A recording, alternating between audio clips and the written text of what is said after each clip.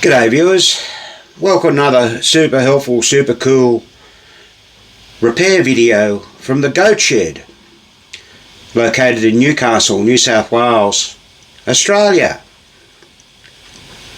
Today is Wednesday, December 11th, 2024. It's 21 degrees Celsius outside, which is 70 degrees Fahrenheit.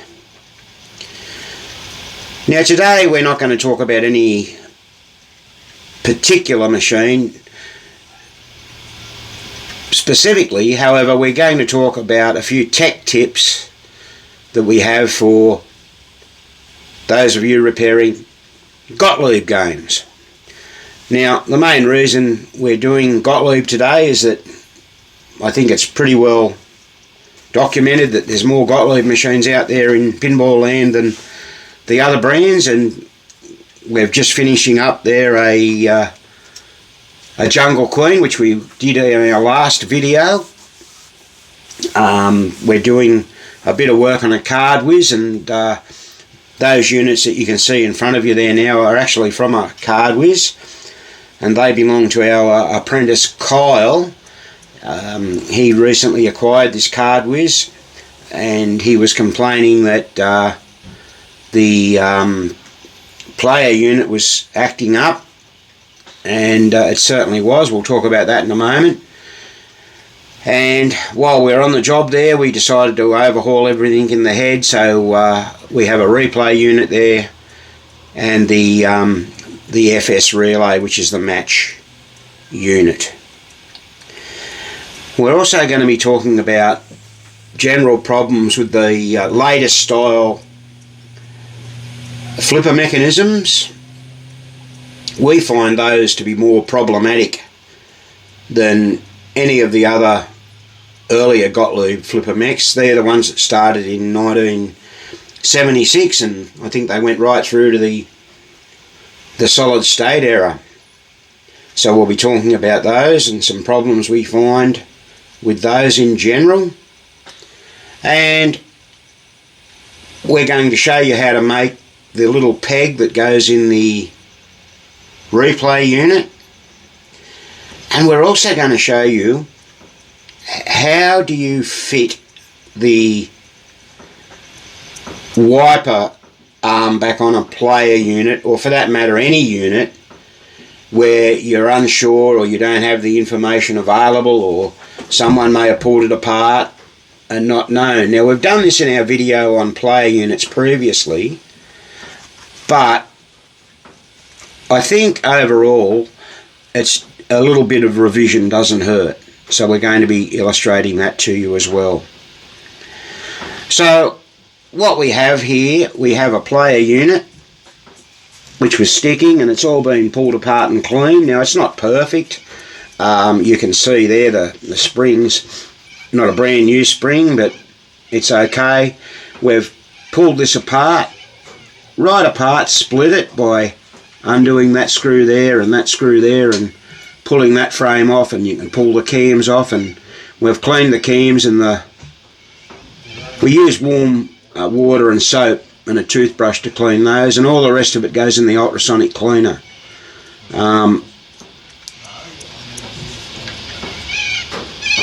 We've got the wiper, or spider I should say, on there at the moment to keep the shaft in place so it doesn't fall out. We found that both those washers were missing on this, meaning the screw was basically cutting into the edge of the elongated groove. We've undone the nut. Now that nut was very tight. We had to leave that soaking face down with penetrating oil on top of it, and come back the next day to undo it, and then it undone quite easily. It was too tight, it would have broke. All the other parts have been cleaned, and now this nothing was broken in this. All we had to replace was the coil sleeve. Oh, this here, they had the plunger in so that you couldn't see that white bit. Now whenever you see that, what that'll do, that means that the plunger is facing around the other way, the groove in the plunger. That makes the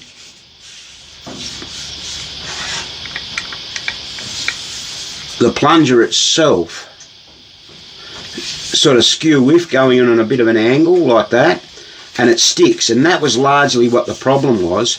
And you can see here that that coil's been getting a bit warm at times. It's probably been sticking up a little bit too long over a period of time. So someone's had this apart once before, but now it works fine, and there's no problem with it whatsoever. It was going up like that and sort of sticking in there, and that really was all the problem was. Oh, and when we pulled the old coil sleeve out, it had grooves in it up toward the top where that was rubbing up straight into it, which was no good. Always check a step unit by just pushing it up and letting it go. Alright, Kyle's adjusted the drive of the stepper. You only want that to go. See the paws moving now, it's going to fall off the tooth now. And when we hit the coil stop, we only want it to go half a tooth more. And that's perfect. And the way you achieve that adjustment is by holding that up in the air, like that. Having those two screws there loose, and you can move it up or down. Rule of thumb is it goes closer to the top than what it does to the middle or the bottom. But it's important to get that adjusted right. We're not going to go into the adjustments today. We've done all that before. Alright. So that's all done. We had the ASFS relay. We've pulled that apart. Now, we did a video on this earlier called one-on-one training. I think it was the first or second video we did of that. So all the plates are being cleaned up with this this pad we have. It's made by 3M. Really, really good stuff. Really good stuff. That was introduced to us recently. And what we'll do now, this was working, it wasn't too bad. But now, I'll just get my finger on there. Once again, down, let it go. Make sure it snaps back into position. And it does. And you've got to check both sides. Remember, one side is for the match light and the other side is for the match itself. It lines up with the circuit on the 10-point score reel. There's the other side. Now, the other thing this was doing, it was going a little bit backwards before it was going forwards. In other words, the wiper finger, it wasn't going in the clockwise direction. It was sort of going in the anti-clockwise direction first. And we had to adjust the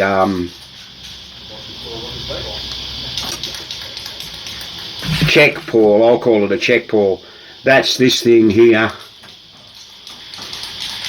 You've got to loosen those screws. It's just got to sit in the gear tooth. Once again, we've done that. And the other thing we do, we always do this, we clip a meter onto the common side, and then we get a probe and we put it in circuit test with the noise, so it goes beep, and we check each position twice on the one side for each side of the finger, and do that on both sides. So we've done all that. These are ready to go back in the unit. And then we've done the replay unit. Now, the main problem with the replay unit was it also was sticking. Now, it wasn't too bad, but look, seeing as we had it out, everybody knows. We'll operate this. Let's reset it. Up. Let my finger lightly off. It wasn't doing that before either. Basically, it was just all dirty on the end of the shaft, but we pulled it all apart. The pivot screw wasn't too bad on this game. It was pretty good, actually. And we can now turn this around like that. And the only other thing we've done to it, we polished the front there so it looks nice and shiny on the soft buffing wheel, and that'll all subtract nicely now. Come back down to 0. So that's all been cleaned, and once again we've done a separate video on all this. But the other thing now we want to talk about are the flippers. Now here we have laid out pretty well most of the parts from the newer style flipper mech. Now, as I mentioned, these flipper mechs can be problematic. I personally prefer the older style ones. You know, machines like Jungle Queen, they've got both styles. They've got the old style for the upper flipper and the newer style for the lower flipper.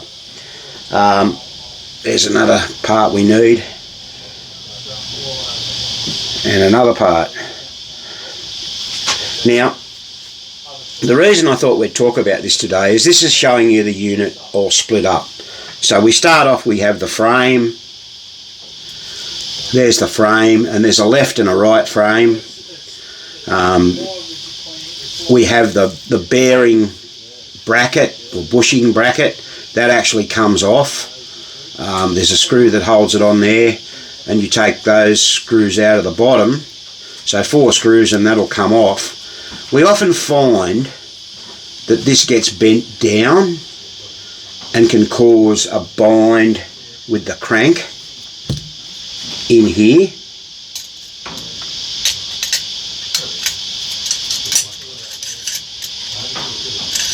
This is the wrong side for that particular crank. But so when it's together, you've got to be sort of careful about all that, and I'll show you a model of this in a minute. So look out for that. We just get a pair of calipers and sort of check it like that with another, you know, with another one if we're not sure, or with the one on the opposite side. Just to illustrate that for you, a bit hard to do all that together. But overall, what you generally find, these go together okay, but the new bushings can sometimes get little dags of plastic on them, so you've got to watch out for that. Like here on the top, just occasionally we've had them on the bottom. But what I want to point out, and we've pointed this out in a video before, there's 2 bushings you get when you buy a kit. This one I've got here is the top one. It goes down into the bearing like that. It goes down like that. Okay, but the bottom one has a boss on it. So see the difference? It's got this little boss here. And that fits into the underneath part. And the boss has got to go in to those holes. Now that makes sense, doesn't it? So the boss fits in to the hole. That's not going to go right in, but yeah, it's got to go into that hole. That's sort of a locating pin. Some people have the boss on the top, and that sits it up too high, and that's incorrect, and you'll get binding and skewing of the flipper shaft. The other thing is, this is the flipper shaft or shoe, some people call it. You often get this one, we've actually ground it down a bit because the screw holes in it were such that when you tried to screw the flipper screws, the flipper crank screws back in, they would find their own position. That's where those screws go, there and there, and that's no good. So that might look a bit rough, but believe me, it's worth doing, particularly if you haven't got another shoe handy. You've also got to look to make sure these things are perpendicular. They can get bent. You don't want it rubbing on the play field. So you always have a look at that. If you've got problems with a flipper dipping down in the end, they can get bent, and you can straighten them up. The other problem you can get, this is the base that screws onto the bottom of the play field. If you have a real good look at this, you can see that this area here where the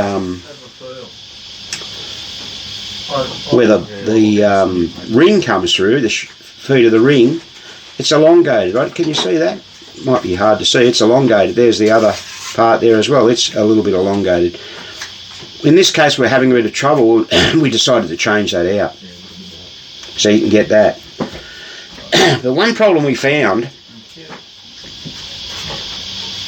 on this, I've cleaned this up a bit. It's a little hard to see. I'm going to attempt to show you. Have I got the right bit?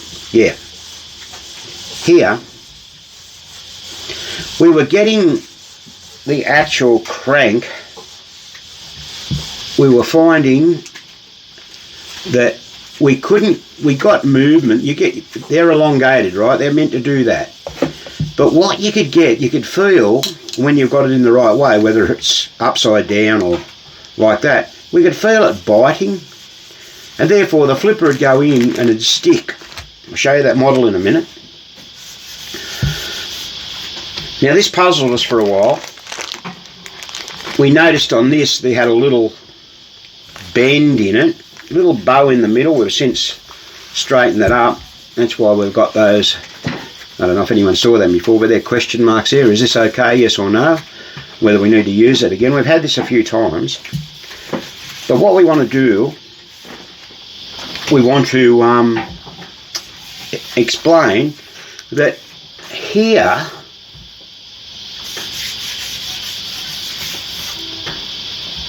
there's a little dag of metal. My spring hook's just hitting it now. Only about a millimetre, not even a millimetre wide. It starts there and ends there. And that was actually causing the flipper plunger with the nylon bit on the end, this bit here, to stick. Once we changed the crank out, it fixed it. So what we're going to do, apparently PBR are out of stock of these cranks. So we're going to file that down with a file, clean it up a little bit better, and then that will be okay to go back into stock. Let me show you what we're talking about in reality on the game, so you can understand. So here's a flipper mechanism here. Now this one is actually out off a Jungle Queen. Now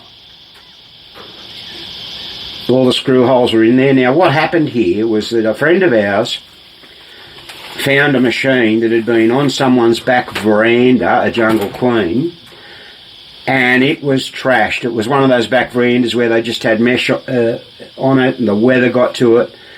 The playfield at the top was all rotted. It was fortunate the playfield at the bottom wasn't too bad, but the wiring, the rats or mice had eaten the wiring, and really the back glass was trashed, and the cabinet had it had borers and white ants in it. It was just not worth saving. So it's been made into a parts machine, and a bit of training we can do with this. So that's why there you go. We'll show you the other side. There it is, Jungle Queen. Now there's both flippers work on this, well, not electrically, but this is that mech I was telling you about, and this is the bit here, just here, which was, see when that crank moves, that's got to have a little bit of movement. So bear in mind that as the flipper's pulled in, that crank, it has to have that little bit of extra movement there. Well, not the crank, the actual plunger nylon bit there. And that's where we found it got to a position, it was sticking, and it was actually getting to about right about there, and it would stick. Right about there. Not all the time, but sometimes. Dead set in the same spot. Now that indicates to you that it's definitely got to be something like mechanical.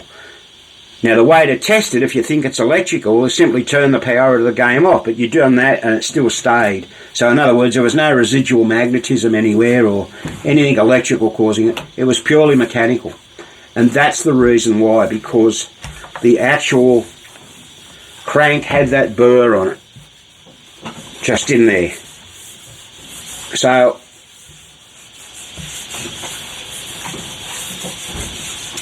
we'll just get a little hobby file and file that up. Just make it a bit smoother, and we'll We'll check those threads in there are okay. If not, we'll tap them out. I think they are. Give that a bit of a polish and make a vast improvement on that. Oh, now here's Graham back. He's just been for his all clear. He's all good to go again. Yep. We might remember he had a little bit of a medical issue the other day and everyone sent their good wishes. Well, yeah, those good wishes came through. Thanks everyone for all the good messages and that. Yeah, so all back to it. Last time we go and drink with Spanky, never again. Never again. That drunken goat. I think that Brett Elliott had something to do with it as well. Yeah, you can't trust him. Can't trust him? No, I agree.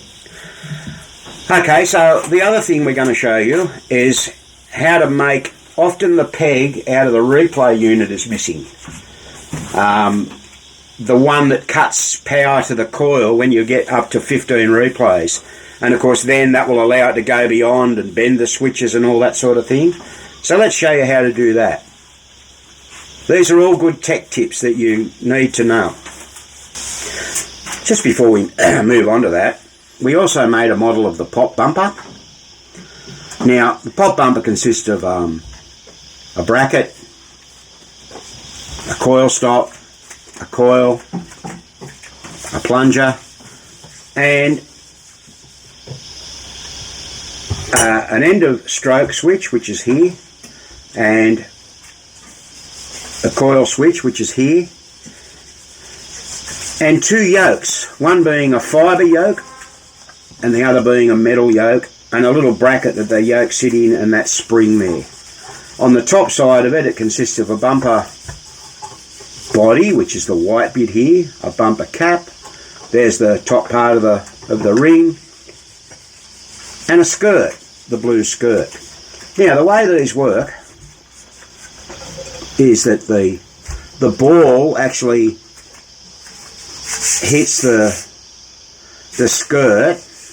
The skirt pushes down on the top switch, as you can see it just closing, and you want a little bit of over travel on that, and you want to make sure that that works the same all around the skirt, right, left, right, back, sideways.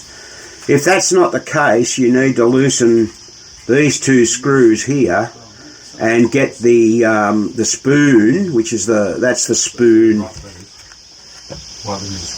Can we get a good shot of the spoon? Probably do it this way, hey? Trying to get a good shot of that spoon. Anyway, the spoon is just there. That spoon, the middle of the centre of the spoon, which has got a little dimple in it, must touch, or I should say the extension of the skirt, that bit of extension, there's under the skirt area anyway, must just touch the middle of it. A lot of people get one of those mirrors a dentist uses to look into your mouth to get that right. We sort of just do it by eye, but that's the thing to adjust if you want that. You don't want the skirt coming off. See that? You don't want it coming off the edge. That's perfect. Spanky must have done that. So in other words, I'm hitting the side of the bumper. That skirt is moving over towards the camera and it's not falling off. And it needs to be the same all round. So sometimes you've got to fiddle around with them a bit. Now, once you get all that right, that's great. What you need to remember is that when the switch closes, the top switch, what it does, it's going to pull down the rods on the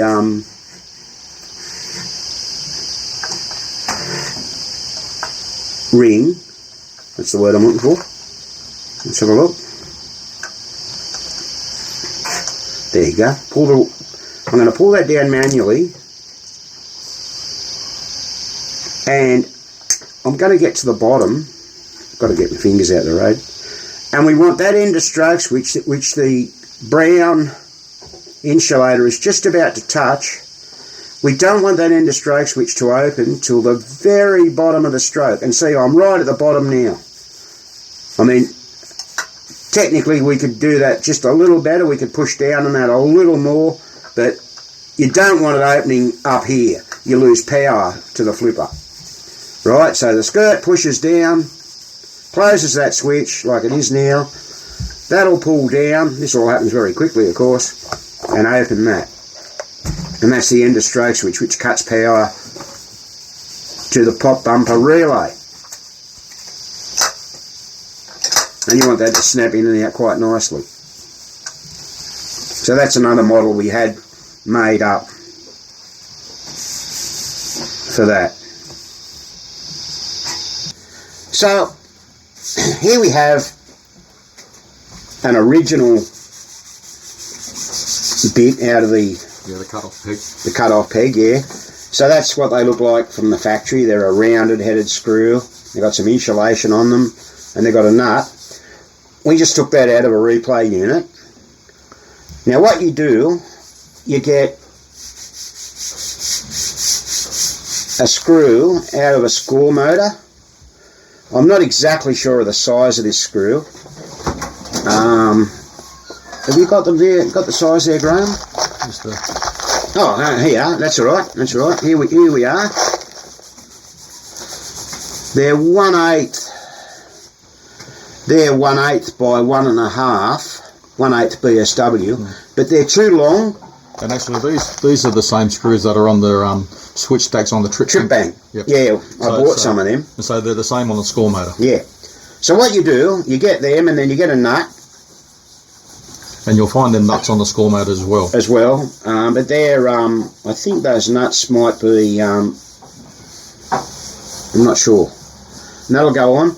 Now, like I say, they're too long when you start, so we've lined that up with that, made it roughly the same length. See that there? So here's the original screw. So what you do, you get it and you wind your nut on the screw. That one's a bit tight. Yep. There we go. And you get it to the length you want. You don't need to put the insulation on yet. You get it to the length you want, which is about there. So you take it off this one. Take it off this original one, yeah. We'll put that there. Take it back to where the nut is. Take it back, yeah. Now it doesn't have to be spot on.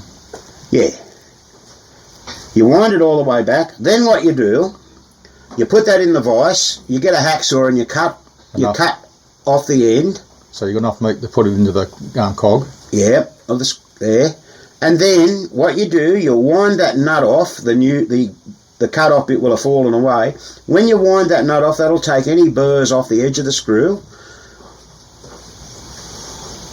And you've done that. And there's your new screw. We get the insulation. You cut it to length. Cut it to length. That's just heat shrink. And you don't even have to heat it up. No, because the nut will hold it on. Yeah. Put your nut on. Like that. And then you can screw it into the unit. Screw it into the unit. Like that. Bottom one, yep. And there it goes. And then the lock nut. Then tighten up your lock nut. How good's that? There it is. All done. Oh. Beautiful. Just when you've done that too, just make sure the screw doesn't impede. That's why it's important to cut it down to length. So that's a pretty simple thing to do, and often those pegs are missing, and if they're not there, what that'll do, the switch stack's missing off here because we've got it out of the game, but what that'll do, that goes round. What are we on to now, Graham? We're on to 11. 12, 13, 14, 15. Now that's where it should cut off. The switch stacks would come out, and that should push on the switch to open it up and cut it off. And remember, there's adjustments on these you can put that earlier, that'll only go to 10 credits, and there's another one that'll only go to 5 credits. Because if you don't have the peg on it, it buggers up the spring. Yeah, it just mucks everything up, so it's important to put it on. So there's a great little tech tip for you. Now, the next thing we're going to show you, this bamboozles a lot of people. We've had a few inquiries lately. Yeah, and I noticed on some of the threads, on the Facebook groups, a lot of people ask this question. So they've pulled the player unit apart. More importantly, they've pulled the wiper off it. This is what we call a wiper. This is one we're just overhauling at the moment. That actually is a player unit wiper out of a 2-player game. We're just in the middle of putting new snowshoes on it. Well, cleaning the snowshoes out, cleaning all this out, and putting new braiding on it and springs. Yeah.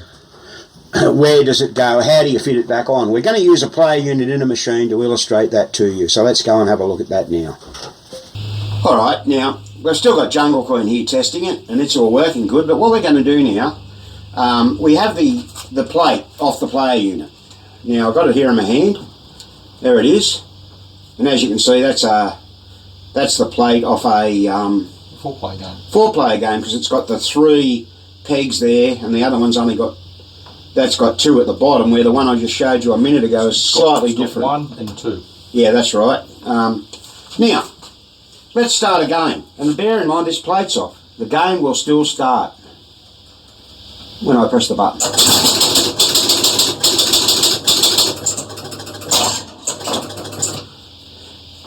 But it didn't reset because the player unit didn't advance. And so, what we'll do... Right, now what we're going to do is as follows. Is that we're pretty well assured that it's on ball 1, player 1. Now, the assumption is that it's on player 1, ball 1, because we've started a new game. So what we're going to do now, there's the plate off. Graham's got it in his hand. Now, what he's doing, he's just got a jumper lead, and he's going to clip that to the frame for the ground, and he's then clipped it onto the ground strap there, like that. There it is there. Now you can turn it freely by hand. Now what he's just doing, he's got it in the centre, and he's just going to turn it by hand. And so you get someone around the front. Now someone you get to be around the front.